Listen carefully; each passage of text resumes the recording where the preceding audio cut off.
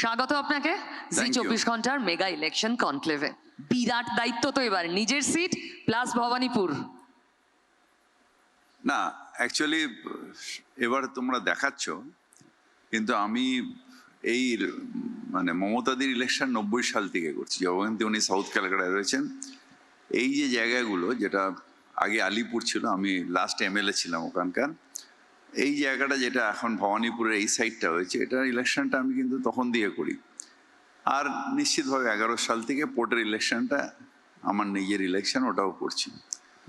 এটা হচ্ছে, প্লাস বাইরেও যেতে বেশি না, মানে ভবানীপুরে শুভেন্দু অধিকারী চলে এলেন, চাপটা বেশি না? কোনো তফাৎ নেই, তার কারণ ভবানীপুরে মানুষ জানে যে মমতা ব্যানার্জি আছে। তার কারণ রাত্রিরে কোনো অসুবিধা হলে, কোনো বিপত্তি হলে, এটা 100% যে মেদিনীপুর থেকে শুভেন্দু অধিকারী আসবেন না, কিন্তু মমতা ব্যানার্জি রাত্রিরে বেরাত্রিরে ভবানীপুরে এখনো পর্যন্ত যা কোনো ঘটনা ঘটে রাত্রিবেলা পৌঁছে যাচ্ছে। সুতরাং মানুষের কাছে একটা আলাদা কনফিডেন্স নিজের ঘরের মেয়ের ব্যাপারে থাকে, এবং সেটা যেহেতু ভবানীপুরে আমি ডোর টু ডোর করছি, আমি এটা বুঝতে পারছি যে মানুষ 100% রেডি আছেন, মানে এটা নিয়ে কোনো কন্টেস্টই নেই। 51,000 প্রায় নাম বাদ গেছে ভবানীপুর থেকে। ভবানীপুর থেকে প্রায় 51,000 নাম বাদ। হ্যাঁ, প্রথম ফেজে বাদ গেছে, তারপরে আবার সেকেন্ড ফেজে মানে লজিক্যাল ডিসক্রিমিনেন্সিতে বাদ গেছে। হাজার চেষ্টা করছে অনেকগুলো জায়গায় দেখে যেখানে আমাদের ভোট একটু স্ট্রং হোল্ড আছে, সেই জায়গাগুলোকে বেশি বাদ দেওয়ার চেষ্টা করেছে। যেরকম আমার পোর্টেও প্রচুর নাম বাদ দিয়েছে, কিন্তু আমি বলছি যে তাতেও যায় আসে না। মমতা ব্যানার্জির আগের ইলেকশনে যে মার্জিন, তার থেকে কিন্তু মার্জিন বাড়বে, এটা আমার নিজের ফিলিংস। এটা বিরাট বড় চ্যালেঞ্জ। হ্যাঁ, এটা একদম ফ্যাক্ট। এত কাটাকুটির পরেও 24-এ 5টা ওয়ার্ডে ভবানীপুরে শোনো, বিজেপি। একটা জিনিস যেটা তুমি বলছিলে এতক্ষণ, আমি শুনছিলাম, আত্মসম্মান। আমি ভারতীয়, দেশের সুরক্ষা নয়, বিজেপির সুরক্ষার জন্যে এসআইআরে আমাকে লাইনে দাঁড় করাতে হচ্ছে যে আমি ভারতীয় কি নই, সেই জন্য আমাকে প্রমাণ দিতে হচ্ছে। আমি লাইনে দাঁড়িয়ে রয়েছি, আমার সহনাগরিক অনেকের মৃত্যুবরণ করেছে টেনশনের চোটে। আমার বাড়িতে কারোর একটা পেপার নেই, সেটা নেই কি করে কালকে দেখাবো, সেই জন্য রাত্রিরে হার্ট অ্যাটাক হয়ে মারা গেছে। এরকম প্রায় 200 মানুষ মারা গেছে। আর এখানে বলছে দেশের সুরক্ষা নয়, বিজেপির সুরক্ষার জন্য বাংলার মানুষকে হত্যা করা হয়েছে। এই এসআইআর এর পাপ বিজেপি আর ইলেকশন কমিশনে কখনো মানুষ ভুলবে না, এটার জবাব দেবে। ধরুন সত্যি মুর্শিদাবাদে সবচেয়ে বেশি বাদ গেছে, মাইনরিটি ভোট ব্যাংকের অনেকটা বাদ গেছে, অ্যাডজুডিকেটেড তালিকার 80% মাইনরিটি নাম। তো সেটা তো ভয়ের কারণ তাহলে তৃণমূলের জন্য। সেটা বাদ গেছে, কিন্তু যাদের এই অপমানটা হয়েছে, সারা বাংলা জুড়ে যাদের অপমান হয়েছে, সে হিন্দু হোক মুসলিম হোক, যাদের এই অপমানটা হয়েছে, এটা ভুলে যাবে মানুষ। মানে আপনি বলছেন আশীর্বাদ হয়ে আসবে আপনাদের কাছে এটা হবে। তার কারণ আমি বলছি, শোনো, প্রত্যেকটা ইলেকশনের আগে আমি কেন যাই না, এরা সেম সাইড গোল দেয়। এসআইআর করে তৃণমূলের বিরুদ্ধে লড়াই লড়ছে না, মানুষের বিরুদ্ধে লড়াই, মানুষের বিরুদ্ধে একটা যুদ্ধ ঘোষণা করে দিচ্ছে। এনআরসি নিয়ে ঠিক তার আগে তাই হয়েছিল, যুদ্ধ ঘোষণা করলো মানুষের বিরুদ্ধে এনআরসি, আমরা ফল পেয়েছি।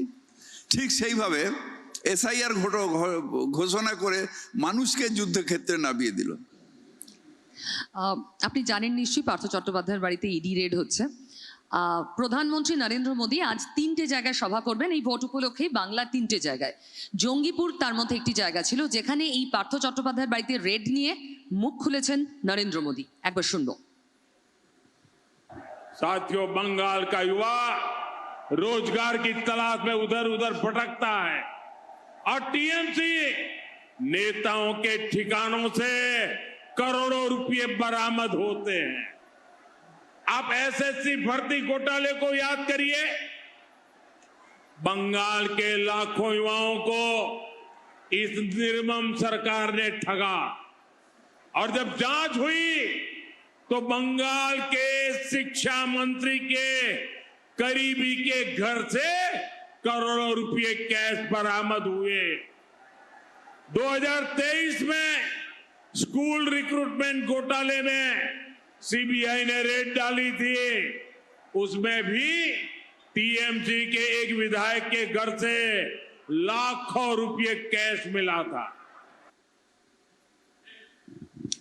ববিদা, আপনারা নেতাদের দিয়ে ওই কার্যত টাকা কামান, তারপর পার্থ চ্যাটার্জি একটা জিনিস আমার বলুন তো, এতগুলো সিবিআই ইডি হয়, চার্জশিট করে কোর্টে সাজা ঘোষণা হয় না কেন? আজ পর্যন্ত আমারও প্রশ্ন, আজ পর্যন্ত রেট অফ এটা কত? এটা তো প্রধানমন্ত্রীর বলা উচিত। তার কারণ হচ্ছে যে নিশ্চিতভাবে তৃণমূল কংগ্রেস একটা বড় দল, তার মধ্যে নিশ্চিতভাবে কেউ না কেউ খারাপ থাকতেও পারে। সেই দলের সাথে সাথে কিন্তু তৃণমূল কংগ্রেস ব্যবহার নেয়, তাই দল থেকে তাড়িয়ে দেওয়া হয়েছে। এখন আর সেই দলের সাথে তার কোনো সম্পর্ক নেই। কিন্তু প্রধানমন্ত্রীকে জিজ্ঞেস করি যে আপনি সব ঘোটালার কথা বলেন, আর বিদেশে টাকা চলে গেল, মেহুল চস্কি, বিজয় মালিয়া, এই যে টাকাগুলো চলে গেল, এই ঘোটালার থেকে অনেক বড় ঘোটালা সেটা, সেই ঘোটালার তো কোনো ইনকোয়ারি হচ্ছে না, সেই ঘোটালার জন্য তো আপনি মুখ খুলছেন না। এর সঙ্গে আরেকটা থিওরি খুব চলে, বাংলার মানুষ অনেকে বিশ্বাসও করেন, দারুণ সেটিং আছে, মুখে যে যাই বলুক কেউ কাউকে অ্যারেস্ট করবে না কোনোদিন, কোনো বড় স্টেপ নেওয়া হবে না, কারণ সেটিং তলায় তলায়, আন্ডার দ্য টেবল। না, কোনো আন্ডার দ্য টেবিল হলে কোনো কিছু না করে আমার ওপর হ্যারাসমেন্ট আসতো না। আন্ডার দ্য টেবিল হলে যদি সেটিং থাকে, তাহলে আমাদের কোনো প্রমাণ ছাড়া এতদিন কোনো চার্জশিট দিয়েছে, কিন্তু সেই চার্জশিটে কোনো প্রোগ্রেস হয়নি, এতগুলো মানুষকে তৃণমূল কংগ্রেসের কলঙ্কিত করে দেওয়া হতো না। যখন অপোজিশনে থাকবেন তখন এই আপনাকে সিবিআই এই হ্যারাস করবে, চার্জশিট দেবে, আমাদের যেরকম দিচ্ছে, আবার যখন ওখানে যাবেন আন্ডার প্রেশার যেরকম দিয়েছে, অমিত শাহ হয়তো সত্যি এনকাউন্টার করিয়েছিলেন, কিন্তু সিবিআইয়ের ক্ষমতা নেই এখন চার্জশিট দেবার। যেভাবে শুভেন্দু অধিকারীর বিরুদ্ধে কোনো প্রোগ্রেস করার ক্ষমতা নেই, অথচ আমাকে তার জন্য জেল খাটতে হয়েছিল 5 দিন। অ্যান্টি ইনকামবেন্সি হাওয়া নাকি খুব জোর বইছে এবার। এটা ওরা ফিল করছে। এটা বিজেপি যারা করেন, বা যারা বাইরের থেকে মাঝে মাঝে দিল্লির থেকে আসছেন, কি বলে গুজরাট থেকে আসছেন, অন্য অন্য প্রদেশ থেকে, তারা এসে হঠাৎ করে ফিল করছেন। বাংলার মানুষ এটা ফিল করছে না। এটা বাংলার মানুষ যদি ফিল না করে, উনি ফিল করলে তো আমার কিছু করার নেই। প্রধানমন্ত্রী এসে এখন ফিল করছেন যে অ্যান্টি ইমিগ্রেন্সি, আরে অ্যান্টি ইমিগ্রেন্সি এখানে কোনোদিন থাকে না, থাকলে 34 বছর বামফ্রন্ট থাকতো না। এখানে মমতা বন্দ্যোপাধ্যায়কে মানুষ বিশ্বাস করেন, যতদিন মমতা বন্দ্যোপাধ্যায় থাকবেন, বিজেপি কেন কোনো দলের ক্ষমতা নেই যে মমতা ব্যানার্জিকে সরিয়ে দেবেন। যদি হাওয়া নাই থাকে তাহলে এই ভাতা বছর বছর ভোট এলেই বাড়াতে হচ্ছে কেন? দেখুন, এটা ভাতা ক্যাপিটালিস্টরা বলে, আর আমরা এটাকে বলি সোশ্যাল রিফর্ম। যে মহিলা ভোটমুখী রিফর্ম, সোশ্যাল রিফর্ম, হ্যাঁ সেটা ভোটমুখী। সোশ্যাল রিফর্ম না, লক্ষ্মীর ভান্ডার কিন্তু শুরু হয়েছিল ভোটের মুখী নয়, অ্যানাউন্স হয়েছিল, কিন্তু তারপরে নীতিশ কুমারের মতন ভুলে যায়নি। তারপর কিন্তু এই ভোটের অ্যানাউন্সের পরে যখন একটা ম্যাসিভ ম্যান্ডেট পেল তৃণমূল কংগ্রেস, তখন ইচ্ছা করলে ভুলে যেতে পারতো, ভুলে যায়নি। ভোট থেকে জিতে আসার পরে কিন্তু বাজেটে আমাদের লক্ষ্মীর ভান্ডার। এটা একটা স্ট্যান্ডার্ড ন্যারেটিভ বিজেপির তো ফ্লোট করছে, কিন্তু আছে তৃণমূল মানে কোনো ডেভেলপমেন্ট নেই, হাতে হাতে কিছু টাকা, ওই একটা গ্রুপ অফ পিপল তৈরি হচ্ছে যারা ভাতা নির্ভর বা যারা ভাতা পেতে চান, বাকি কোনো ডেভেলপমেন্ট নেই। এগুলো আবার পিছিয়ে পড়া তৃণমূল, এগুলো আবার এই ক্যাপিটালিস্ট মেন্টালিটির কথা। যদি রিফর্মস না থাকতো এক্ষুনি আমি তোমার এখানে পৌঁছতে পারতাম না।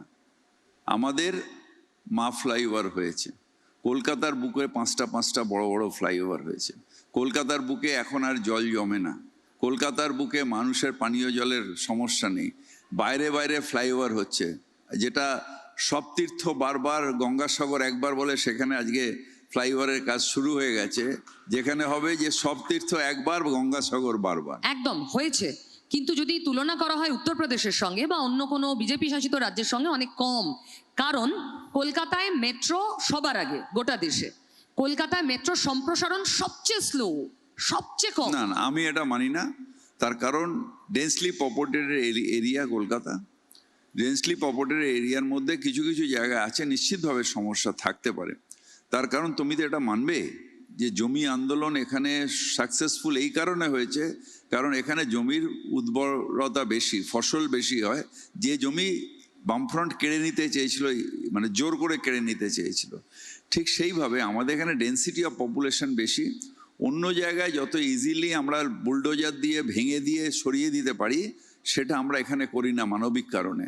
সেখানে আমাদের এদের বুঝিয়ে দিয়ে রিহ্যাবিলিটেশন দিতে হয়, যেটা আমাদের সরকারের নীতি, যে নো মানে উচ্ছেদ আর কি, রিহ্যাবিলিটেশন ছাড়া আমরা কোনো উচ্ছেদ করি না।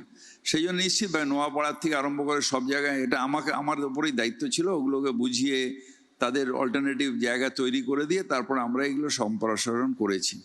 সুতরাং এটা মানবিক দিক যদি ভালো, হ্যাঁ এটা মানবিক মুখ্যমন্ত্রী, তাই হয়তো এই কাজটা করতো। যে আমার বুলডোজার বাবা যদি আসতো তাহলে কবে উড়িয়ে দিয়ে ভুড় করে ভেঙে দিয়ে গরিব মানুষকে ভেঙে দিয়ে। আমাদের তো বিল গেটস যদি আসেন, আমাকে তো পাঁচিল তুলে দিয়ে বস্তিকে আটকাতে হবে না।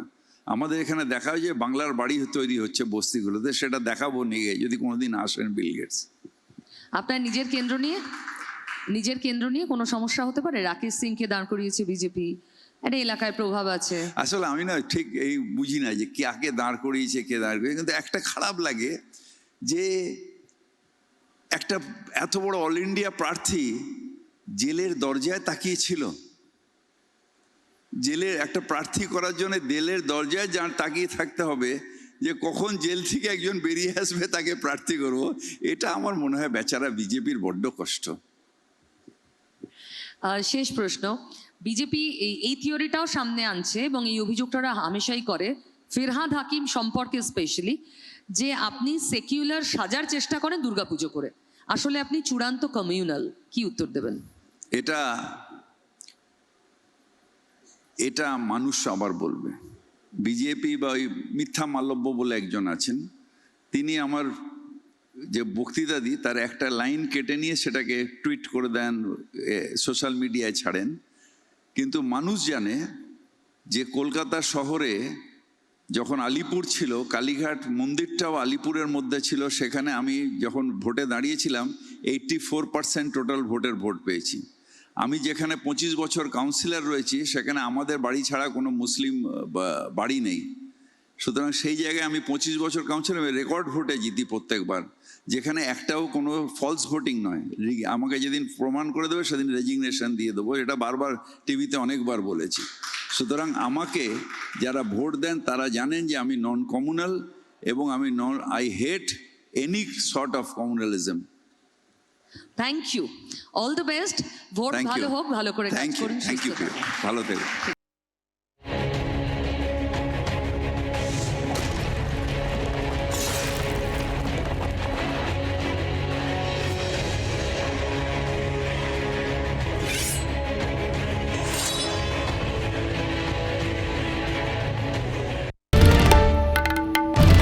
বাংলার আওয়াজ, বাঙালির আবেগ, জি 24 ঘন্টা।